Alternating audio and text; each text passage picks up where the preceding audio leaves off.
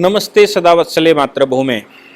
हम लोग चर्चा करने जा रहे हैं अफ़गानिस्तान की। अफ़गानिस्तान में जिस प्रकार से तालिबानियों का कब्जा हुआ और तालिबानियों के कब्जे के बाद जो तालिबानी फरमान जारी हुए, उन फरमानों में महिलाओं का उठना बैठना बंद कर दिया गया है, महिलाओं को बाहर निकलना बंद कर दिया गया है, पुरुषों को दाढ़ी बनाने पर बैन लगा दिया गया है और इस्लामिक यानी कि तालिबानी कपड़े कंपलसरी कर दिए गए हैं। बच्चों की पढ़ाई बंद कर दी गई है, इंटरटेनमेंट के साधन बंद कर दिए गए हैं, यहाँ तक कि वहाँ लगी टीवी के जो टावर हैं वो तोड़ दिए गए हैं। उनके जो टीवी के जो मॉडर्न हाउसेस हैं जहाँ से वो टेलीकास्ट होती थी, न्यूज़ टेलीकास्ट होती थी, उन पर बॉम्ब लगाकर गिरा दिया है। यहाँ तक कि काबुल एयरपोर्ट पर जिस प्रकार भीड़ इकट्ठी हुई कि देश को कैसे छोड़ा जाए, विदेशी लोग जो वहाँ पर होंगे वो तो छोड़ ही रहे हैं, लेकिन अफ़गानिस्तान के वो लोग जो अमन परस्त लोग हैं, जो आधुनिक संसार के साथ जीना चाहते हैं, जो 5वीं 6वीं शताब्दी में हुकूकाते जहलियत में नहीं रहना चाहते, उन सब ने वहाँ छोड़ने का फ़ैसला किया। और कैसे वो वहाँ से निकलेंगे, बहुत बड़ी तादाद पाकिस्तान के रास्ते से भाग गई है, कुछ तजाकिस्तान चले गए, कुछ उज़्बेकिस्तान चले गए और मैंने आपको बताया कई जगह पर चले गए।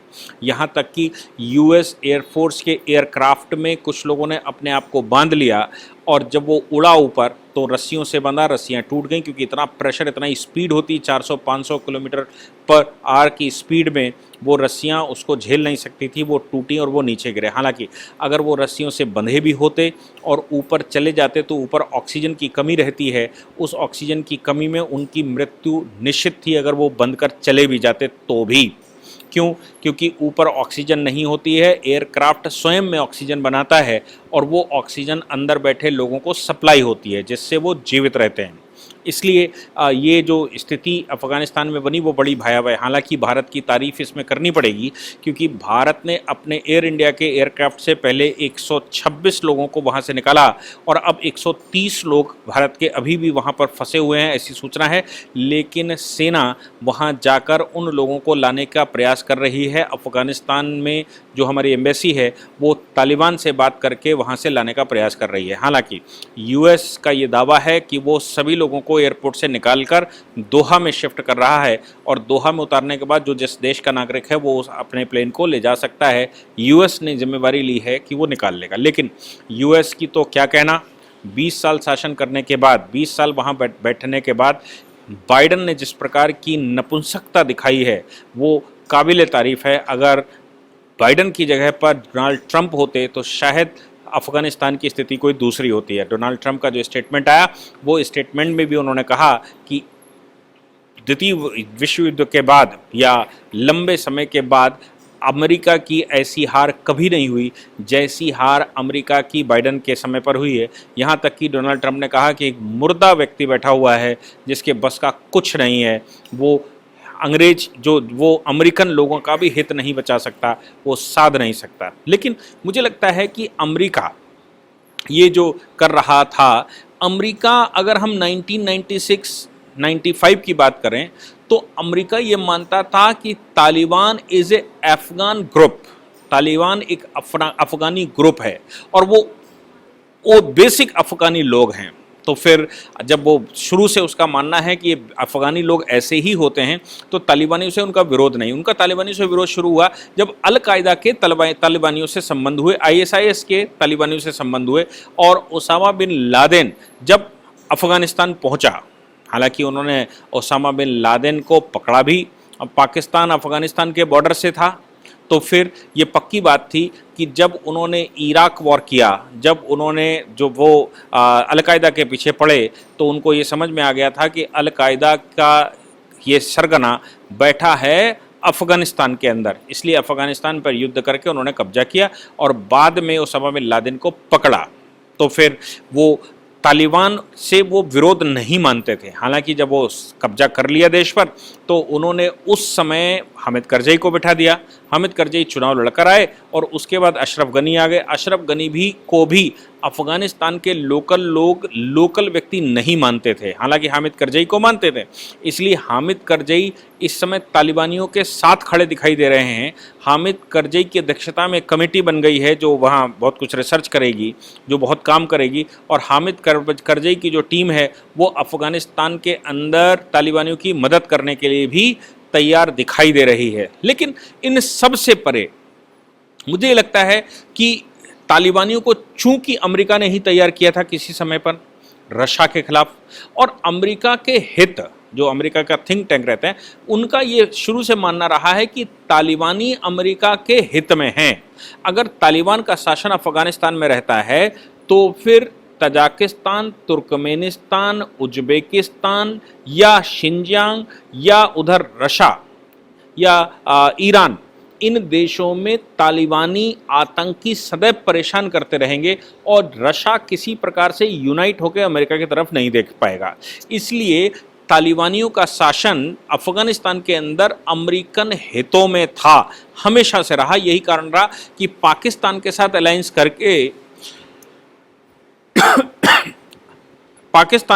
अलायंस करके अमेरिका ने तालिबान तैयार किए थे रशिया के खिलाफ, क्योंकि तालिबानियों के जाने से वहाँ इस्टेब्लिश होने से पहले अफगानिस्तान पर रशिया का कब्जा था, और रशिया का कब्जा कुछ इस प्रकार का था कि वो लोग भारत के गिलगिट बाल्टिस्तान में जो हुंजा का क्षेत्र है, जो दादर का नगर हवेली का क्षेत्र है, ये कुछ ऐसे क्षेत्र थे जिनमें वो वसूली भी करते थे। यानी कि अफगानिस्तान के कुछ कबीले के सरदार इधर गिलगिट बाल्टिस्तान में जो कबीले बैठते थे उनमें वसूली भी कर लेते थे रशिया के माध्यम से। तो आप समझ सकते हैं कि रशिया वहां पर बैठा हुआ था और रशिया को तोड़ना चाहता था अमेरिका, इसलिए अमेरिका ने तालिबान तैयार किया था। तालिबान तैयार करके अमेरिका ने तालिबानियों को अफगानिस्तान दिलवाया, और उसके बाद अफगानिस्तान में तालिबानियों की, चूंकि तालिबानियों की ट्रेनिंग उन्होंने खुद ही दी थी, इसलिए तालिबानियों को नेस्तनाबूद करके या तालिबानियों को परास्त करके ओसामा बिन लादेन का नाम बताकर उस स्वयं सत्ता में बैठ गए। और ये नए तरह का मॉडर्न इंपीरियलिज्म शुरू हुआ था, क्योंकि सेकेंड वर्ल्ड वॉर में ये तय हुआ था कि इंपीरियलिज्म को ख़त्म करना है। यही कारण था कि पूरे संसार में इंपीरियलिज्म को ख़त्म किया गया और सभी देशों को स्वतंत्र किया गया। भारत भी उसमें ही एक देश था जिसको स्वतंत्रता मिली थी। तो फिर सीधी सी बात है कि इंपीरियलिज्म ख़त्म करना, लेकिन इंपीरियलिज्म ख़त्म नहीं हो सकता। ये भी तय बात है कि संसार के जो शक्तिशाली देश होते हैं वो किसी न किसी प्रकार से दूसरे देशों में बैठते हैं, कोई भी कारण बताएं। अब वो आतंकवाद के विरुद्ध लड़ाई कारण बता दिया, इसलिए इराक में बैठ गए, अफगानिस्तान में बैठ गए। उधर सऊदी अरेबिया, यूएई, ये सब पहले से अमेरिका के नतमस्तक हैं या बहुत अमेरिका के ही चरणों में पड़े रहते हैं। तो फिर बात यहाँ पर आती है कि ये मॉडर्न इंपीरियलिज्म हुआ। अब देखिए, इराक वॉर कब हुआ? आप सोच सकते हैं कि इराक वॉर पहले हुआ, बाद में ये अफगानिस्तान वॉर हुआ। लेकिन इराक वॉर या उसी समय की बात है, इराक को वो खाली नहीं कर रहे, वो खाली कर रहे हैं अफगानिस्तान को। अगर वो इराक को भी खाली करते तो बड़ा अच्छा लगता। इराक को वो इसलिए नहीं खाली कर रहे क्योंकि इराक में तेल के कुएं हैं और अमेरिकन हित वहां पर सधे हुए हैं। लेकिन अफगानिस्तान तो रेगिस्तान है, अफगानिस्तान में उनको कुछ मिलने वाला नहीं, और तालिबान उनका ही काम कर रहे हैं। एक तरफ चाइना को परेशान करना, एक तरफ उज्बेकिस्तान, तुर्कमेनिस्तान, तजाकिस्तान, उज्बेकिस्तान या रशिया और इन देशों को परेशान करना, ये तालिबानियों का काम रहा है। और इधर भारत को भी परेशान करते हैं। लेकिन यहां पर पाकिस्तान से जब अलायंस तोड़ा अमेरिका ने, यह भी संभव है कि अंदर अंदर पाकिस्तान से मिला हो अमेरिका और तालिबान को सत्ता ट्रांसफर करना चाहता हो, लेकिन कैसे करे ये भी संभव है। लेकिन ओपन लड़ाई जो डोनाल्ड ट्रंप की थी, वो लड़ाई तो यहाँ पर हारते ही दिखाई दे रहे हैं। डोनाल्ड ट्रंप, वो बाइडन हारते दिखाई पड़ रहे हैं। इसलिए वाशिंगटन में, उधर न्यूयॉर्क में, सब जगह प्रदर्शन बाइडन के खिलाफ चल रहे हैं कि अमेरिकन के हितों को नहीं देखा गया, अफगान हितों को नहीं देखा गया। पहले आपने कब्जा किया, अब आप लाखों लोगों को मरवा रहे हैं। ये 20 साल के कार्यकाल में ऐसा अनुमान है कि 2 से 2.5 लाख लोगों की हत्या हुई, उसमें 1.5 लाख सिविलियंस थे। तालिबानी 50,000 51,000 तालिबानी सैनिक मारे गए, कई 5 से 10 हज़ार तालिबानी सैनिक, 15,000 जेलों में बंद थे और 6,000 अमेरिकन सैनिक मारे गए, 1,000 के लगभग नाटो सैनिक मारे गए। तो अनुमान है कि 2.5 से 3 लाख लोगों का इस 20 साल में सिर्फ सत्ता के चक्कर में मृत्यु हुई या हत्या की गई। अब सवाल यहां पर पैदा होता है कि अमेरिका अगर अंदर से पोलाइट था कि भाई तालिबानियों को सत्ता चली जाएगी तो कोई बात नहीं, यही कारण था कि अब अमेरिका ने आज से 3 वर्ष पहले या 4 वर्ष पहले तालिबानियों से वार्ता करना शुरू कर दिया था। और तालिबानियों से वार्ता करने का क्या मतलब बनता है? जब आपको सत्ता वहां छोड़नी है तो आप वहां सरकार को सौंप कर आइए, तालिबानियों से क्या बात करना। लेकिन अमेरिका ने तालिबानियों से बात करना शुरू किया था। इसका मतलब है अमेरिका के दिमाग में तालिबान का कहीं ना कहीं सॉफ्ट कॉर्नर था और उनसे उनके हित थे। लेकिन वो अब अफगानिस्तान में बैठ इसलिए नहीं सकते थे, उसको खाली इसलिए करना था क्योंकि वहां उनको कुछ मिलने वाला नहीं था। वहां ना खनिज पदार्थ मिलने वाले थे, ना उनको पानी के कोई भंडार मिलने वाले थे, ना जमीन के अंदर के भंडार मिलने वाले थे, ना कोई तेल मिलने वाला था। इसलिए अफगानिस्तान को तो उनको छोड़ना था। अब जो हश्र होना है वो हो। लेकिन पाकिस्तान कुछ ज्यादा होशियार निकला। पाकिस्तान ने मुल्ला बरादर का संपर्क करवाया चीन से। और ये संभव है कि ये 1 साल से चल रहा हो, जब से वार्ता चलना शुरू हुआ था तालिबान से अमेरिका का। हो सकता है कि उधर पीछे पीछे अमेरिका के ये पाकिस्तान ने खेलना शुरू कर दिया हो और चीन से संपर्क करवा दिया। क्योंकि जो सत्ता हस्तांतरण जिस तरह से हुआ बिना लड़ाई के, वो चीनी स्टाइल है, वो कम्युनिस्ट स्टाइल है। अब कम्युनिस्ट स्टाइल कैसे होता है मैं आपको बताऊं।